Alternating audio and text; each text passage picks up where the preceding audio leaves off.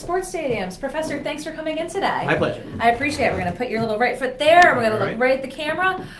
Talk to us a little bit about your research. Now, you've been at Providence College since 2010. 2010. I was in California, Cal State East Bay prior to that, so I've been in this academic gig for quite a while now. But my field of expertise has been sports economics. I'm the founder and co-editor of the Journal of Sports Economics.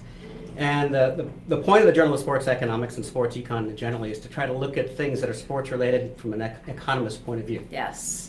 So strictly from an economics point of view, obviously you're keeping close tabs on what the proposal might be from the Pawtucket Red Sox. What are you looking for in particular as we're awaiting details from this AAA ballpark? Well, that's just it. There's been very little information about what the proposal is going to look like at this point, whether or not it's going to be heavily publicly financed or privately financed.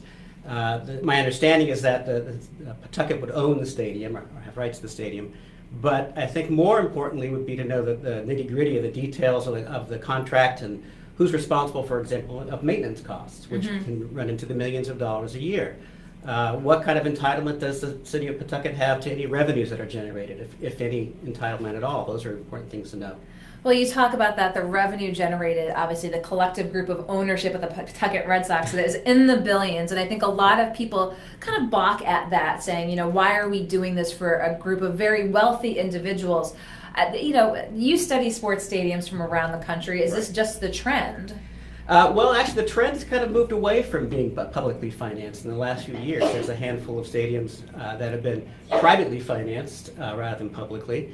Largely because the voting population has become educated and they understand that they're often left holding the tab for these kinds of monstrosities that can run into the hundreds of millions, if not billions of dollars. And you talk about, it's interesting, you're obviously on the economic side of things. How much would you say the role politics plays in it as this looks like it has to go through the General Assembly? Probably more than it should. The thing is, we've been studying the economic impact of stadiums and using public dollars, tax dollars to build them for decades now in sports economics. And economists agree on very few things, as you know. But when it comes to this particular topic, we speak with one voice, and that is they're usually bad investments. What we've done over the years is to look back and say, all right, the promise was that the stadium is going to create all this richness, all the jobs, all the tax revenues. That was the promise before the stadium was built. What we've done is look back and say, all right, the stadium was built. Now it's been several years since then. Did those things occur? And by and large, they just don't occur. They don't happen. They don't materialize. So what happens as we look at McCoy that's celebrating its 75th this year? Now, they just did the study to look at rehabbing it or tearing it down and rebuilding it, but clearly eyeing a different location. Obviously, one of the things they point to as well, if we don't do it here, namely Apex, then perhaps we'll go someplace else. Is that a valid argument? If you're the average voter or taxpayer and you're hearing this coming from the Pawtucket Red Sox, what should your reaction be? In the past, that has been a valid threat. In fact, the Los Angeles market was always held open in the NFL, and now that's going to be filled because it was a viable threat. If you don't build me a stadium, we're going to move there. And now the Rams are moving there. That's become less of a threat, as I mentioned before, because now voters kind of understand this idea of using tax dollars to build the facility for a company to use to make profits. And so the politics have become a little more difficult for clubs looking for those subsidies from local taxpayers. And how much information, from your economic perspective, should the taxpayer, if not be entitled to, at least be aware of? Again, here we are at the middle of April. We're a good chunk through the General Assembly session. Again, we have that report about McCoy Stadium. But what information should be at voters' disposal to know about as they put a plan before the Assembly and for voters? Well, I think a full disclosure of what the contract would look like between the city and the club, to know what the city's obligations are. What are we responsible for when time comes, as I mentioned before? Are we responsible for paying the potentially millions of dollars for the upkeep of the stadium itself? There's talk about having a kind of a park theme, and the stadium could be used for other things throughout the year. But that's not all that realistic with the baseball park, because the non-season is pretty cold and snowy, so there's not a whole lot that's going to be happening there. So much greater disclosure about the nitty-gritty of the contract itself. Who gets all the revenues? Do we get any of them? Who bears all the costs? Do they bear any of them? That's the kind of thing the voters need to know. And you talk about the trend, as you said, away from publicly financed stadiums. But you talk about the voter being more informed in this kind of day and age. Now, again, back in 2015, they had tried to look for a lease agreement. Obviously, that fell through. Do you think that that attempt in 2015 kind of really is making it even more difficult as we stand here in 2017 to kind of go back to the voters again, or well, just the taxpayers, and say, okay, here's our plan B? Right. I think that that's definitely the case. And in 2015, with the proposed downtown stadium, I think it became pretty clear to the folks of Providence that this was a heavily subsidized enterprise, subsidizing people with a lot of money who could afford to do this themselves at the taxpayers' expense. And so I think that set a tone now, so that people in Providence and Pawtucket are much more skeptical about using public dollars in this scenario as well. So you write the Journal of Sports Economics. What's some research coming out of your department and your desk over at Providence College? We look at all sorts of aspects of sports economics. The stadium thing has been a big thing that we've looked at for many years. We talk about things like what are the effects, for example, of antitrust laws and how they apply or don't apply to sports leagues. Baseball is exempt from antitrust laws, but other leagues aren't, and so that kind of gives them some disparity in their power to try to use that to manipulate local populations, for ponying up dollars to build them stadiums and things like this. Have you been to a Pawtucket Red Sox game? I have. It's been a while, but I have. Last year, as a matter of fact, and I'll probably go again. But the thing that's kind of deceiving, and most of these proposals use the instrument of a so-called economic impact study, which I'm sure one will emerge in this case. And they're kind of rigged so that the benefits are always larger than they're going to be, and the costs are smaller than they're going to be, and so the net benefit tends to be huge.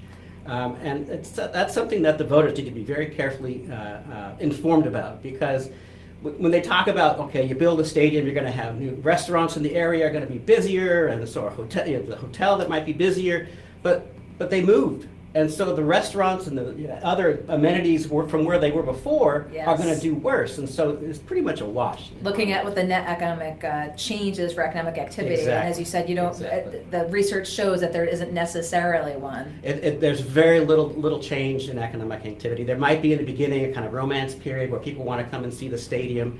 But that'll die off in 5, 6, 7 years. You were talking about the honeymoon period. The honeymoon effect. And we've found this for Major League Baseball teams, that it lasts about 6 or 8 years, and then you're right back to the trend of attendance before. So you really can't, in the long term, you really can't count on that as being an economic engine of growth by all these folks wanting to come and see the stadium.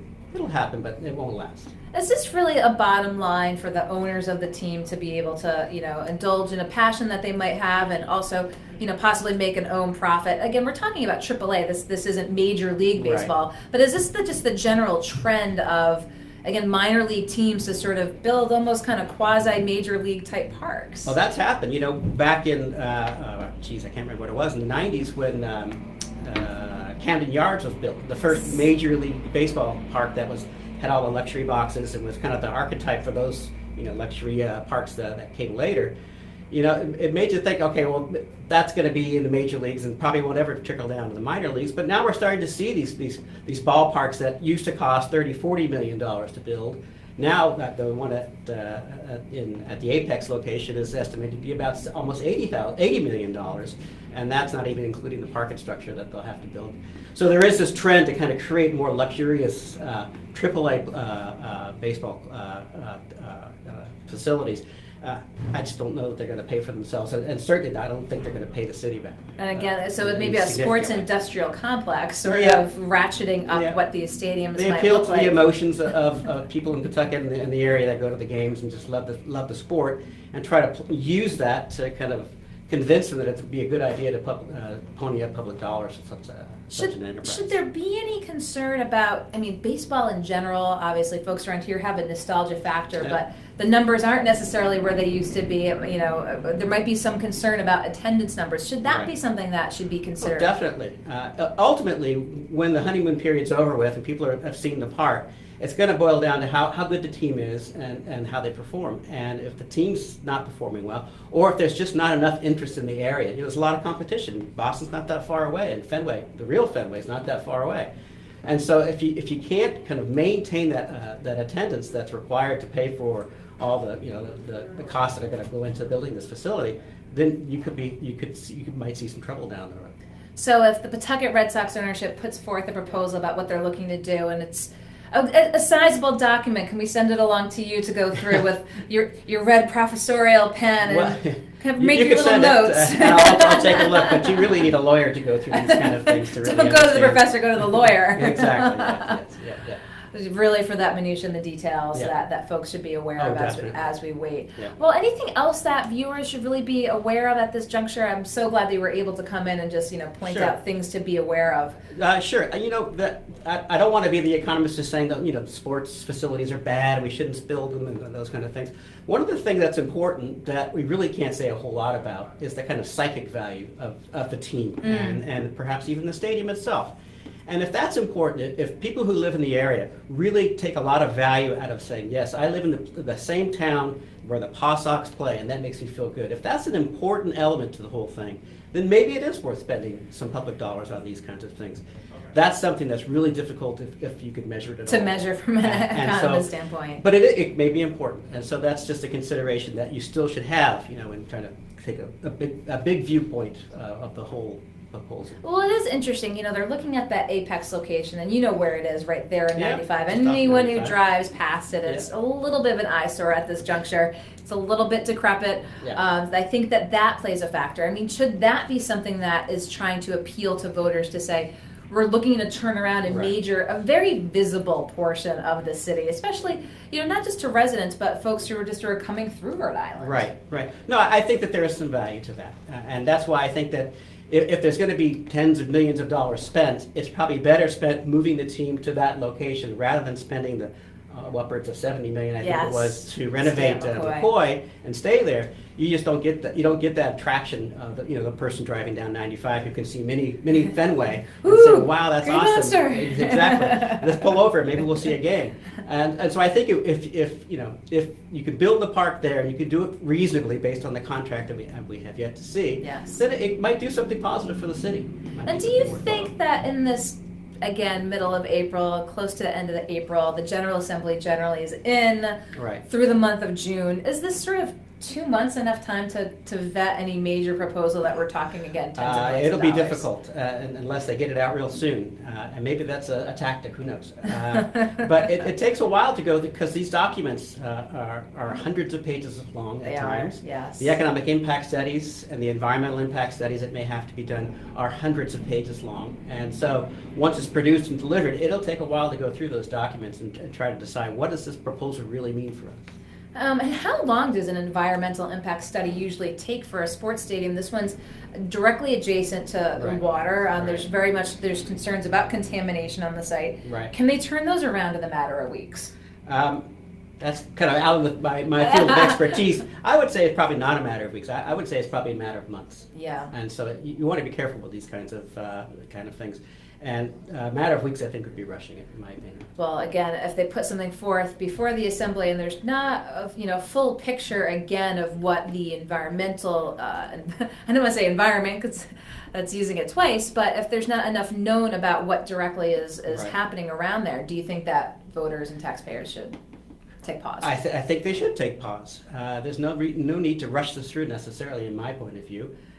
Take time, look at it carefully, make a good decision, and don't regret the decision you make. Well, the Paw Sox have the lease through 2020. Of course, there's been conversation as we're here in 2017. 2018, you say there's no need to rush, is an election year in Rhode Island. Is true.